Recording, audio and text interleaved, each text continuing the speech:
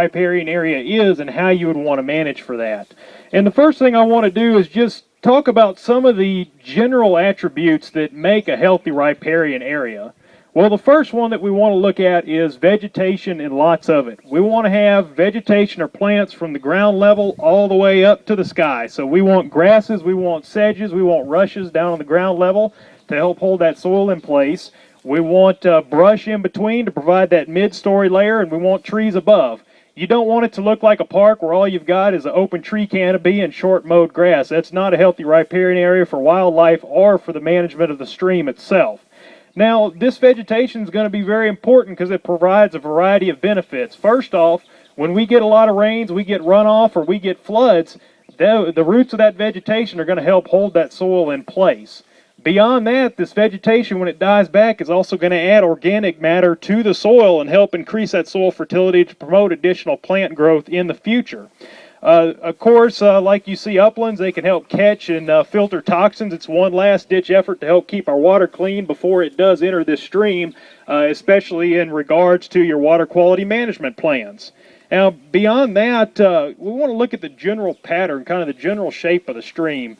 Most people would think that, we want a good straight stream so that when it rains, that water gets up and gets out of there. In fact, I've seen a lot of projects where folks work on actually straightening streams.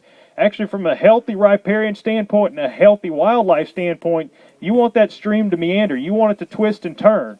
Reason being, think about when you get a lot of water flow in there, and we get that 10-inch rain that's probably coming this weekend, I hope. And when you get that and it starts blowing that water through there, if you've got twists and turns, it's going to catch it, it's going to slow it down. Your neighbors downstream will really appreciate those twists and turns in there, I promise you. Now, also from the wildlife standpoint, having a meandering pattern and these twists and turns in your river is going to provide different flow rates. It's going to give you fast water, it's going to give you slow water, which is going to be important for fish and for a variety of our aquatic wildlife species. Now, beyond that, the next thing we want to see is lots of organic matter, lots of plant roots, and this ties back into the plants I mentioned originally. Now, there's a term that I've heard used a number of times. That term is riparian sponge. Everybody knows kind of how a sponge works. Think about your kitchen sink before you're washing dishes. You wet your sponge, it gets full of water, you squeeze it, it slowly releases that water back out. Well, these areas of organic matter and plant roots along the sides of your streams act much like that sponge. When we get water, it catches the runoff, it catches the downflow in the creek, and actually stores it up, and slowly over time, as the creek or stream level drops, releases that water back in and ensures that you have water in your stream for a longer term, which is going to be very important to fish, very important to wildlife. Now, beyond that, looking at the edges of your creek, obviously you want a lot of vegetation again, but even dead vegetation is a good thing. Snags in the creek, small log jams are all beneficial habitat for wildlife. Also, when it gets to raining, any soil that may erode from upstream is going to be caught on these snags and actually provide new habitat and increase the quality of your riparian area. Now, one other thing, both floods and droughts are good for these riparian areas. Now, those are the polar opposites, so how can they both be good? Well, floods are good because they do deposit new soil from upstream. They move seeds downstream to plant new vegetation.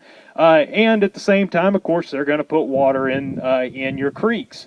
Now, droughts on the opposite end of the spectrum, as the water level drops, as it gets drier and drier and drier, the plant roots from the plants in your riparian area grow deeper and deeper, which in the end leads to healthier plants and better holding of the soil. So again, both of those, drought and floods, are going to be important for good, healthy riparian areas. So again, there's a lot of characteristics that you want to see, and the basic thing to remember is that if you don't have any plant cover, or if it looks like a park, it's not healthy. What we like seeing down at the river park here in town, that's not necessarily what you want to see on your property for your stream quality or for your wildlife. Now, one great thing about about riparian areas and managing them is that they're pretty self-sustaining. You don't have to do a lot usually to get them back to where they need to be if they have been disturbed. Let's say all the brush had been cleared off the edge of this creek, and the soil was heavily grazed until the landowner went and put troughs up. Now he's ready to rest it. He's ready to let this area recover. Well, you've got water, so really beyond that, all you need is time. Over time, Your grasses, your sedges will grow back to hold the soil in place. They'll give rise to larger plants, brush, and trees along the sides. And really all you had to do was pull out that disturbance factor, pull out the grazing, pull out any issues that were coming there, and it will be surprisingly quick. Generally within a decade, you can see amazing recovery. One other thing that I wanted to point out too is those of y'all who took a look down at the creek here, you've got a pretty narrow, deep channel. A lot of times when you've seen creeks around the state, especially driving over highways, you see a 100-foot wide rocky and sandy area with maybe one little trail of water or a couple diverted trails of water going through it. You want to see something like you see down here. You want that narrow, you want that deep channel. That's going to help regulate water temperature, it's going to lessen evaporation, and it's going to provide much better habitat for your fish and for wildlife using those areas. And same thing with the management of it. Over time, you may have that wide, shallow stream bed, but given the natural processes, given the natural floods, it'll work its way back to a narrow and deep channel, which is going to provide more of what you want. And so, again, just managing these areas, taking care of them is important, not only for your property, for the value of your property, for managing water quality, as well as managing the streams in general, but also important to a whole host of wildlife species.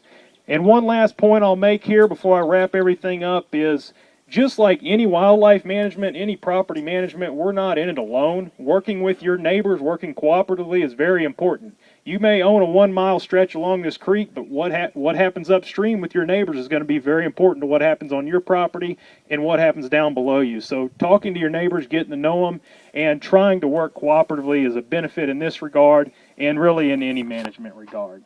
All right, with that, folks, we may have a minute or two for any